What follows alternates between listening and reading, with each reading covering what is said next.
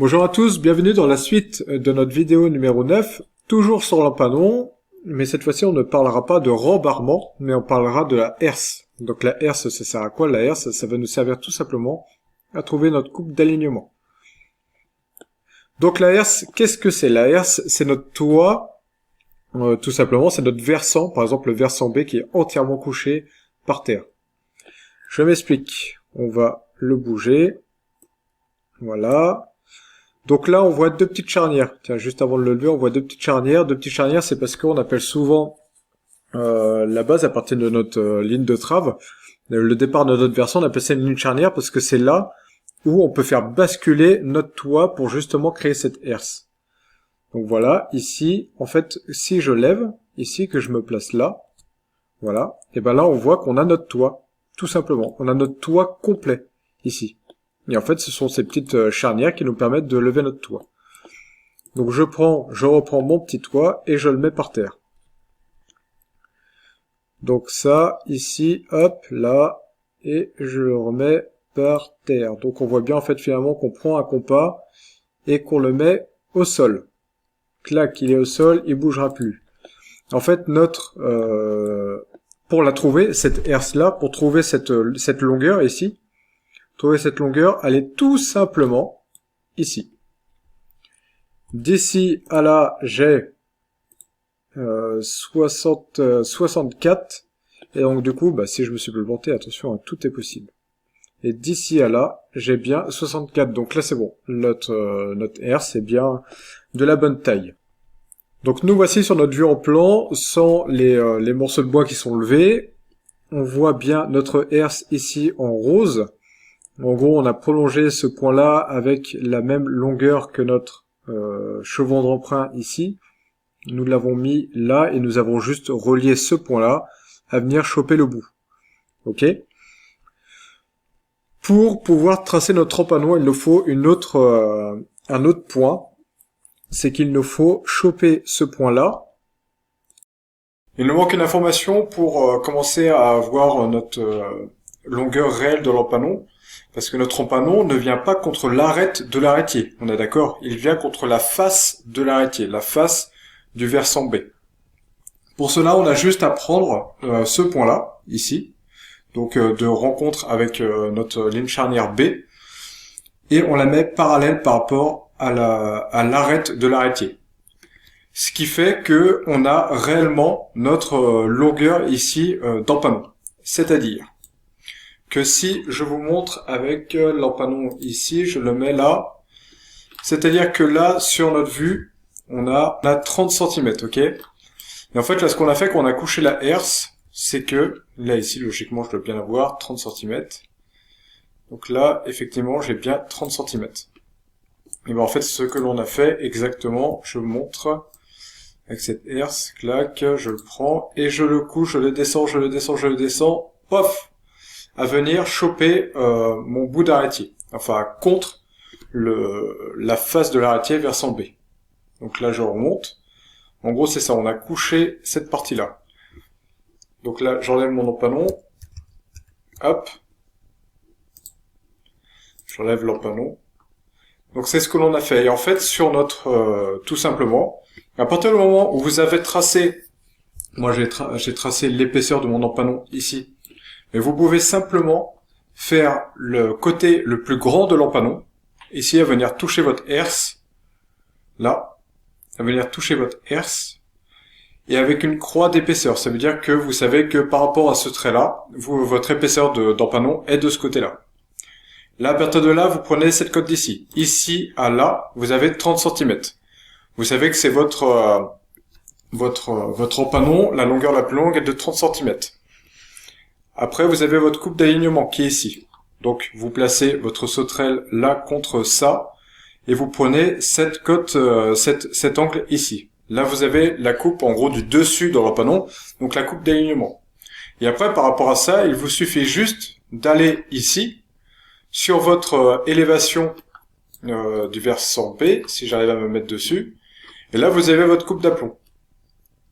Tout simplement. C'est que vous placez votre faux équerre ici, contre ce versant-là, et vous prenez cet angle-là, et vous avez votre coupe d'aplomb. Je remets mon petit empanon, si je veux bien me mettre droit, hop, je remets mon petit empanon pour vous montrer que là, sur le dessus, on a notre coupe d'alignement ici, notre angle que l'on trouve sur la herse, et après notre coupe d'aplomb ici que l'on trouve sur l'élévation de la demi-ferme B. Tout simplement, voilà pour la herse.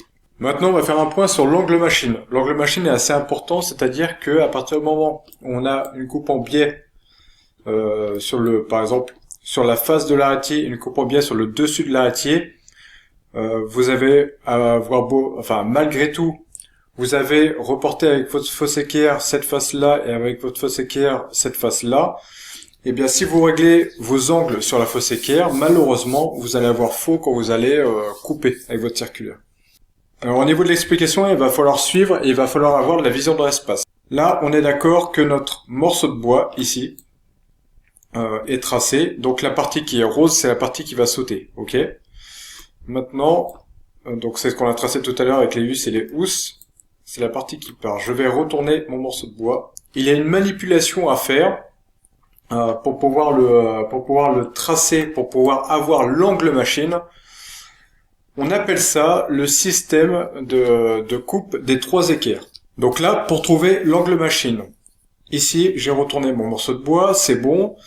J'ai l'angle qui va partir, donc mon angle qui fait, je vais le noter, mon angle qui fait d'ici à là, il fait 43,1 degrés, ok? Donc je le note, clac, d'ici à là, 43,1 degrés, ok.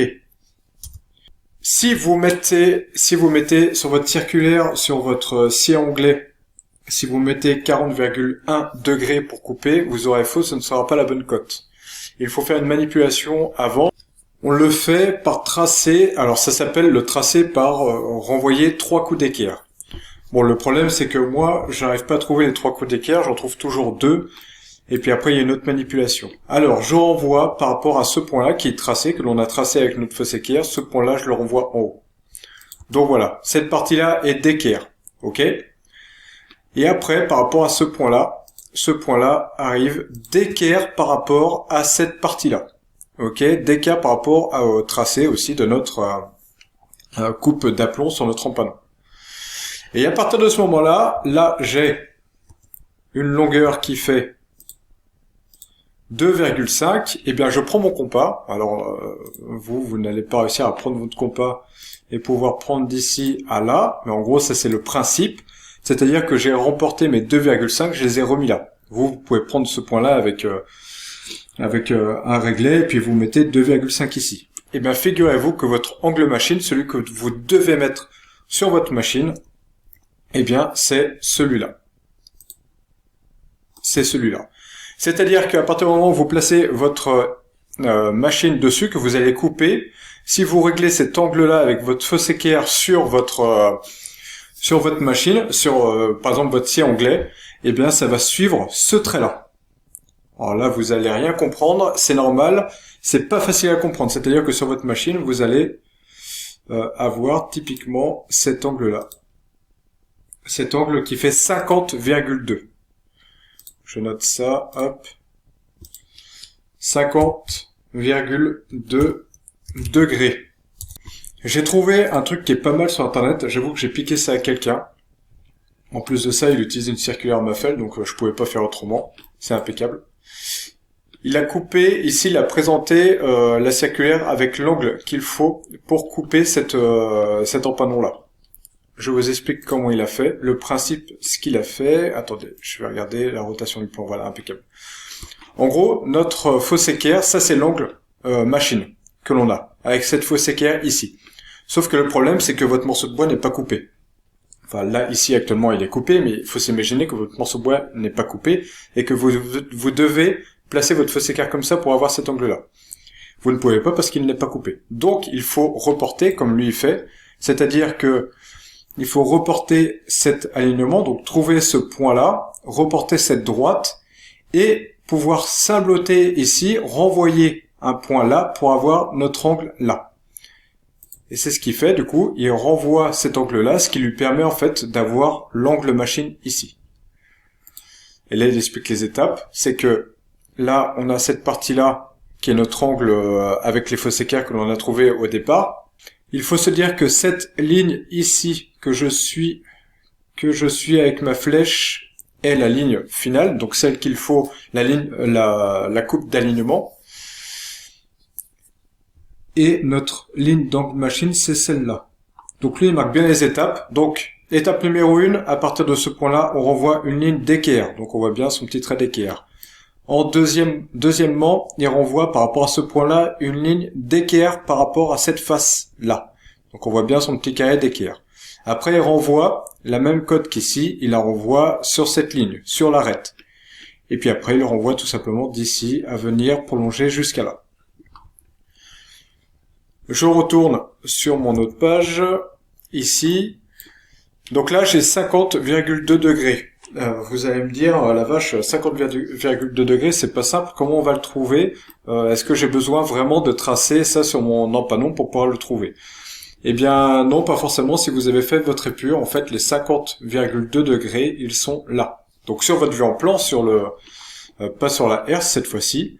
Si je prends mon petit compas ici, enfin mon petit rapporteur que je viens choper là, j'ai 50,2 degrés. On le voit en bas, ici, dans l'angle. Ici, là, on voit 50,2 degrés. Alors vous allez me dire, bah oui, mais moi, j'ai pas mon rapporteur, comment je vais faire pour pouvoir tracer? Eh ben, c'est simple. Alors, je vais renvoyer une droite ici. Je ne sais pas si vous vous souvenez. Ici, je mets, donc, parallèle par rapport à cette ligne-là. Je renvoie une droite. Alors, moi, je le fais ici, c'est pour que ce soit plus clair, mais vous pouvez le faire directement sur votre empanon. Je mets 10 cm ici. Une ligne de 10 cm. Et là, je renvoie d'équerre à venir choper mon arrêtier. Donc là, j'arrive là. Ce qui fait que là, donc je le marque, 10 cm là. Et là, j'ai 120. Voilà, j'ai 120. Enfin, j'ai 10 cm et j'ai 12. Ce qui me fait 120%. Et est-ce que vous vous rappelez comment on fait pour convertir les pourcentages en degrés? Attendez, je prends ma calculette. Donc je la prends. Tac. Donc c'est l'inverse tangente. Donc inverse tangente. Donc tan de. Alors vous pouvez le marquer comme ça. C'est tout à fait possible et compréhensible. 120% est égal à. Je fais égal sur ma calculatrice. Donc 50,2 est égal à 50,2 degrés. Donc là c'est bon, vous avez vos 50,2 degrés que vous pouvez placer sur votre machine. Alors parfois, et c'est souvent le cas, pour les scies anglais, c'est vous n'allez pas réussir à placer 50,2 degrés parce que souvent l'inclinaison va jusqu'à 45 degrés, voire 47 degrés. Donc là, faut trouver des petites astuces pour couper votre empanon. Mais voilà, ça c'est le principe. C'est pas simple de placer ces fossés équerres sur les machines à onglets pour tracer. Donc, parfois, il vaut mieux trouver des mesures, trouver des angles et les mettre directement sur votre scie à onglet ou sur votre scie circulaire, tout simplement. Et si vous n'arrivez pas, bah, il y a la scie, toujours, qui marche bien. Bon, après, c'est un peu plus long, mais, ou alors sinon, un petit coup de tronçonneuse, ça c'est merveilleux. C'est une machine qui marche très bien et qui peut être très précise si elle est bien affûtée. Je vous remercie d'avoir regardé cette vidéo, et puis à tout de suite pour la dernière vidéo, donc la 10e vidéo sur rembarrer le poinçon. Et ce sera terminé pour ce projet-là de réalisation d'une maquette d'un arrêtier irrégulier. À tout de suite.